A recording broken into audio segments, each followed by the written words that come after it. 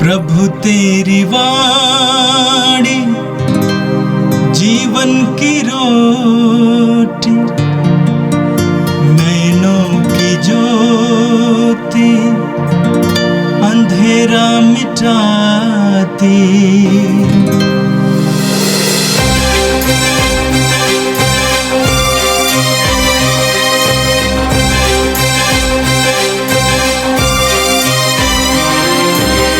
प्रभु तेरी वाणी जीवन की रोटी, नैनों की ज्योति अंधेरा मिटाती। प्रभु तेरी वाणी जीवन की रोटी, नैनों की ज्योति अंधेरा मिटाती। वाणी वाणी वाणी वाणी वाणी पवित्र है, शाश्वत है, जीवन का मन्ना है। 11 अगस्त बुधवार। पहला पाठ विधि विवरण ग्रंथ अध्याय 34 पद संख्या 1 से 12 तक। मूसा मोआब के मैदान से नेबो पर्वत और पिक्सा की चोटी पर चढ़ा। यह यरीहो के सामने है। प्रभु ने उसे समस्त देश दिखाया, दान तक गिलाद को, सारे नप्तली, इफ्राइम और मनश्शे के प्रदेश को, पश्चिमी समुद्र तक समस्त यूदा प्रदेश को, नेगेब और यरदन की घाटी तथा सोअर तक खजूरों के नगर यरीहो के मैदान को। इसके बाद प्रभु ने उससे कहा, यही वह देश है जिसके विषय में मैंने शपथ खाकर इब्राहिम, इसहाक और याकूब से कहा, मैं उसे तुम्हारे वंशजों को प्रदान करूँगा। मैंने इसे तुमको दिखाया और तुमने इसे अपनी आँखों से देखा, किंतु तुम इसमें प्रवेश नहीं कर सकोगे। प्रभु का सेवक मूसा वहाँ मोआब में मर गया, जैसा कि प्रभु ने कहा था।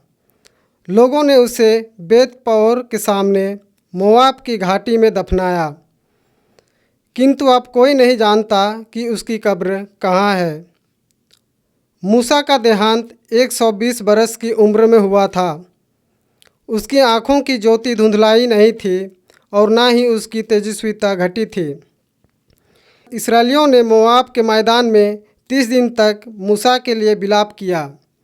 इसके बाद मूसा के लिए शोक का समय समाप्त हुआ। नून का पुत्र यीशु प्रज्ञा चेतना से परिपूर्ण था, क्योंकि मूसा ने उस पर हाथ रखे थे। इस्राएली उसका आज्ञा पालन करते और इस प्रकार वे प्रभु का वह आदेश पूरा करते थे जिसे प्रभु ने मूसा को दिया था।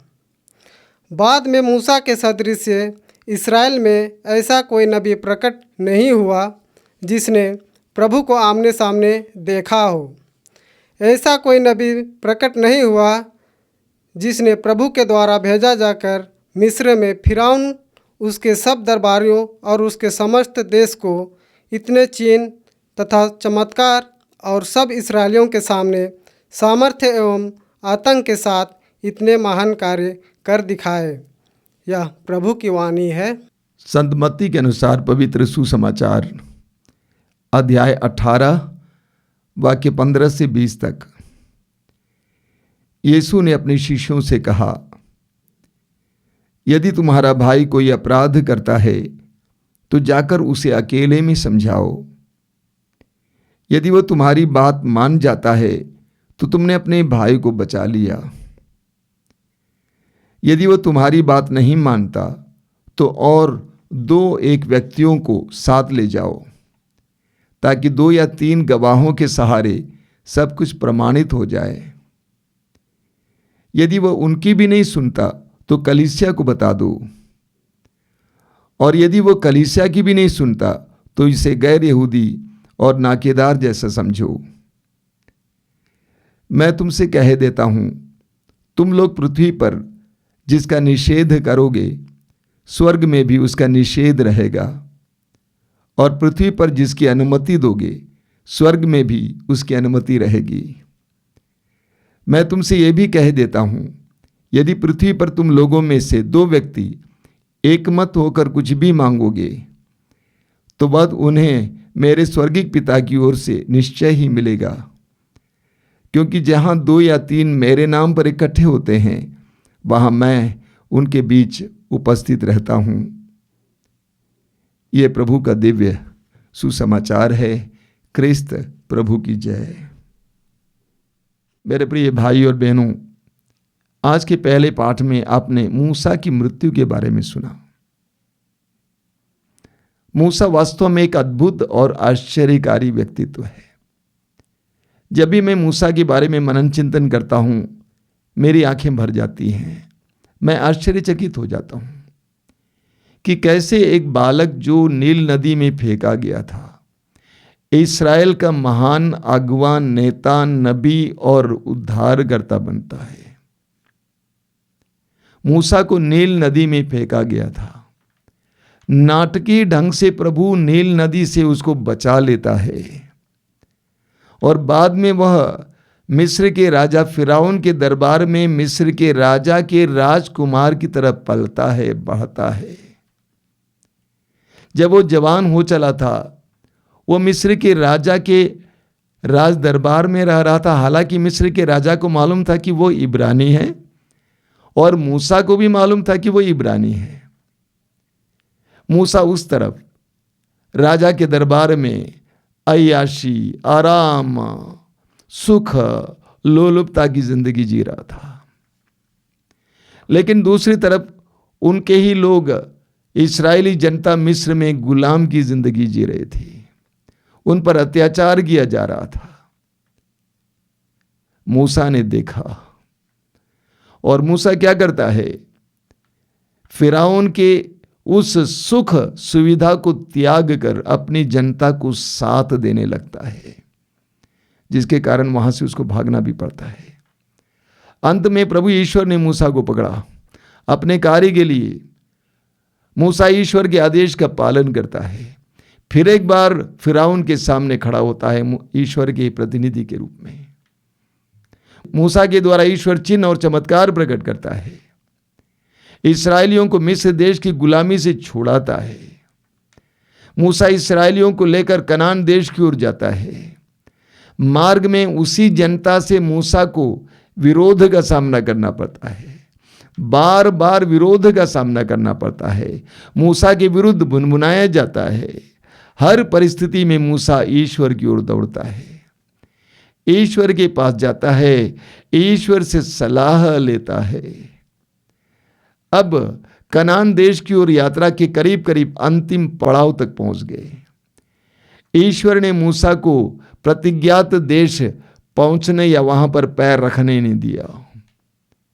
इतने महान नबी को ईश्वर मूसा को नेबो पहाड़ तक ले जाता है और प्रतिज्ञात देश को दिखाता है। मूसा देखता है। मूसा अपने नेतृत्व के कार्य को जोशुआ को देता है और उसके बाद मूसा मर जाता है। लेकिन जीवन के अंतिम पल तक मूसा ईश्वर के प्रति निष्ठावान रहा। अंत तक वो ईश्वर के प्रति ईमानदार रहा। अंत तक उसने ईश्वर की आज्ञाओं का पालन किया। अंत तक ईश्वर की इच्छा को स्वीकार किया। यहां तक कि जिस प्रतिज्ञात देश की ओर मूसा जनता को ले जा रहा था, उस देश में प्रवेश करने के लिए ईश्वर ने इजाजत नहीं दिया। मूसा ने विद्रोह नहीं किया, उसको ग्रहण किया। उसको ग्रहण किया और उसने मृत्यु स्वीकार की। वो मर जाता है। एक बहुत ही मर्मस्पर्शी बात आपने आज सुना। मूसा को दफनाया गया, किंतु अब कोई नहीं जानता कि उसकी कब्र कहां है। इस ग्रंथ को लिखते समय, यानी आज से कम 3500 साल पहले तक, किसी को नहीं मालूम था कि मूसा की कब्र कहां है। इस्राएलियों के लिए, यहूदियों के लिए किसी भी मृत इस्राएली को श्रद्धापूर्वक दफन कराना एक बहुत बड़ी जिम्मेदारी थी। आपने तौबीत के ग्रंथ में पढ़ा है कि कैसे तौबीत अपने लोगों को दफनाने के लिए जोखिम उठाता है और अपने पुरखों की कब्रों का रख रखाव करना भी एक बहुत बड़ी जिम्मेदारी थी। वे जानते थे कि वे कहाँ कहाँ दफनाए गए थे। इब्राहिम, सारा, दाऊद, सबके बारे में मालूम था। लेकिन मूसा के बारे में कहा गया है कि उनकी कब्र कहाँ है, ये किसी को नहीं मालूम था। इतने महान नेता जिसके बारे में आज के पाठ में आपने सुना, मूसा के सदृश इस्राएल में ऐसा कोई नबी प्रकट नहीं हुआ जिसने प्रभु को आमने सामने देखा हो। ऐसा कोई नबी प्रकट नहीं हुआ जिसने प्रभु के द्वारा भेजा जाकर मिस्र में फराउन, उसके सब दरबारियों और उसके समस्त देश को इतने चिन्ह तथा चमत्कार और सब इस्राएलियों के सामने सामर्थ्य एवं आतंक के साथ इतने महान कार्य कर दिखाए हों। एक ऐसे व्यक्ति की कब्र कहाँ है, किसी को नहीं मालूम है,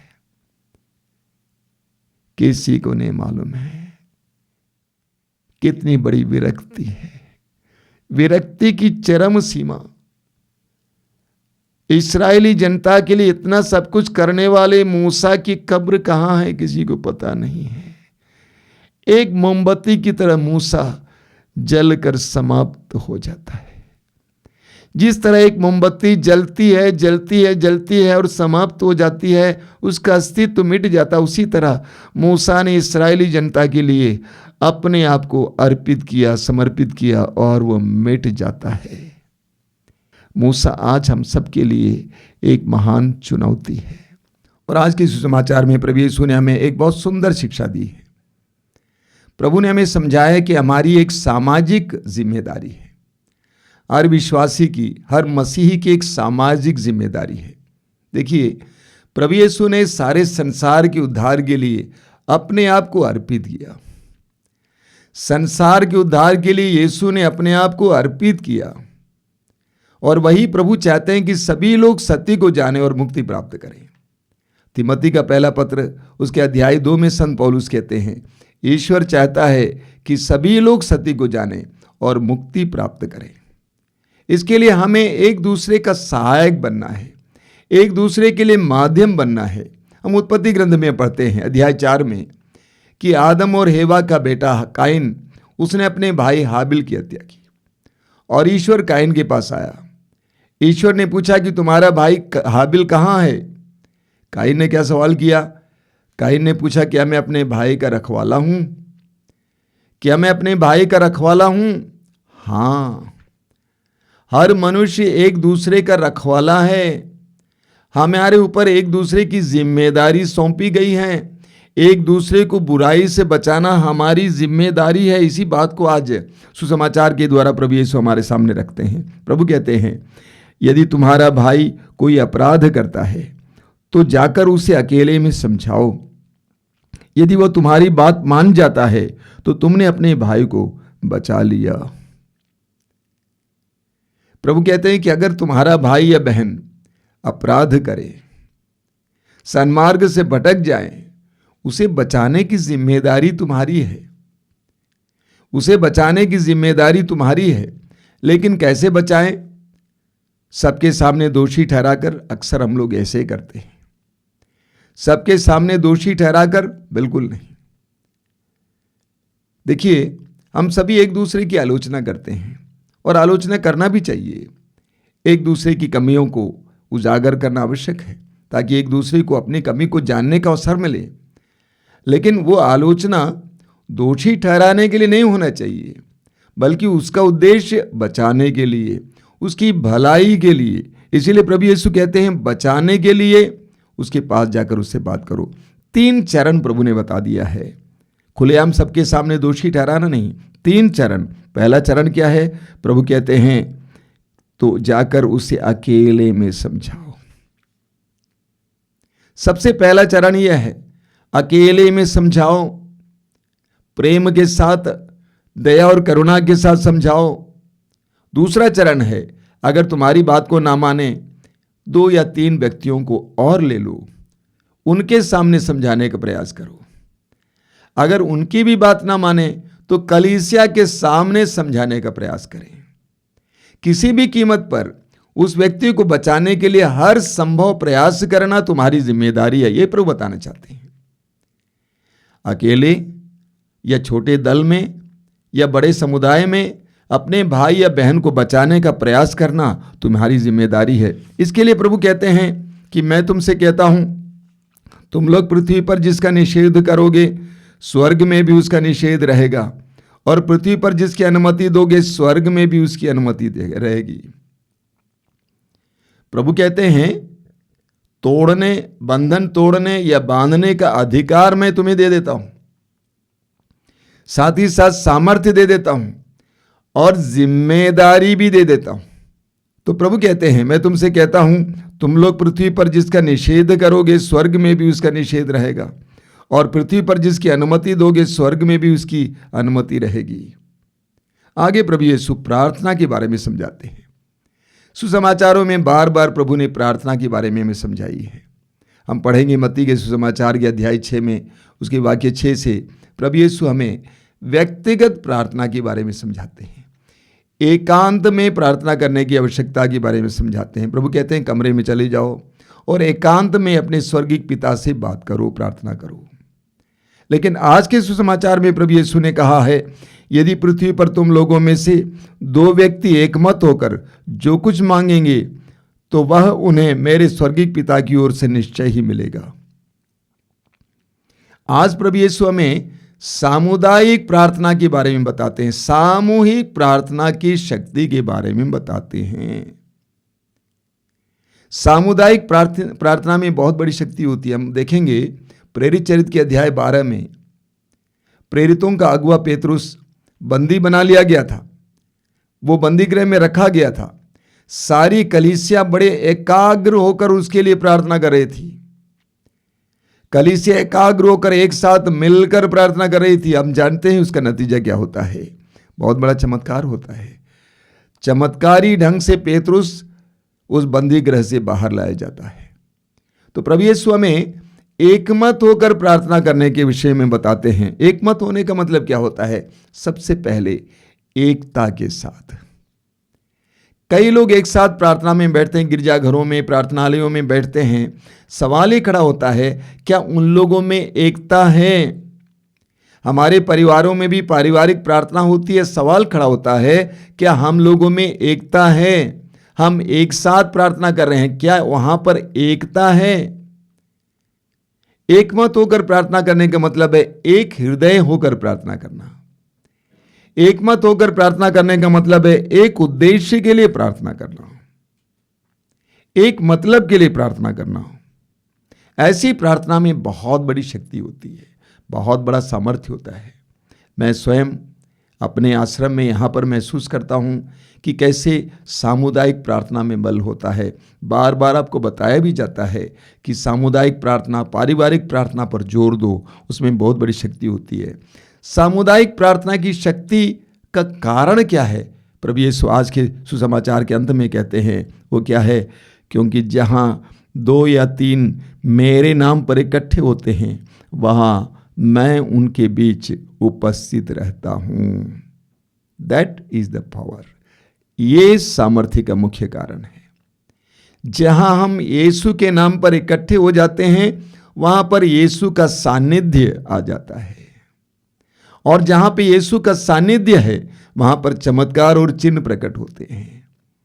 तो प्रभु यीशु ने हमें एकमत होकर प्रार्थना करने के लिए, सामुदायिक प्रार्थना करने के लिए सिखाया, ताकि हम प्रभु ईश्वर से कृपाएं प्राप्त करें।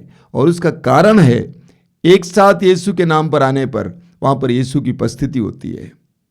आज हम प्रभु से प्रार्थना करें कि प्रभु तूने हमें एक जिम्मेदारी दी है, समाज के प्रति, दूसरों के प्रति, दूसरों को सन्मार्ग पर लाने के लिए, दूसरों के लिए प्रार्थना करने के लिए, उसको निभाने के लिए हमें कृपा दीजिए। आंखें बंद कीजिए। प्रभु यीशु धन्यवाद देते हैं इन क्षणों के लिए, तेरी कृपाओं के लिए धन्यवाद देते हैं यीशु। मूसा के व्यक्तित्व के लिए धन्यवाद देते हैं यीशु। उनकी विरक्ति के लिए और नम्रता के लिए धन्यवाद देते हैं यीशु। इतने महान नबी होने के बावजूद जैसे एक मोमबत्ती गलकर समाप्त हो जाती, उसी तरह वो गलकर समाप्त हुए। हमें सीखने की कृपा दीजिए। प्रभु यीशु तूने हमें सिखाया है कि हमें एक दूसरे को बचाना है, एक दूसरे के लिए प्रार्थना करनी है। इस जिम्मेदारी को निभाने की कृपा दीजिए। ए प्रभु यीशु, इन वचनों को सुनने वाले मेरे भाई बहनों को आशीर्वाद देना। तेरा दाहिना हाथ उनकी ओर बढ़ाना।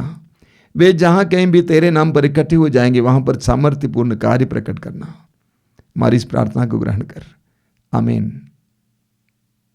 प्रभु तेरी वाणी जीवन की रोटी, नैनों की ज्योति अंधेरा मिटाती। वाणी वाणी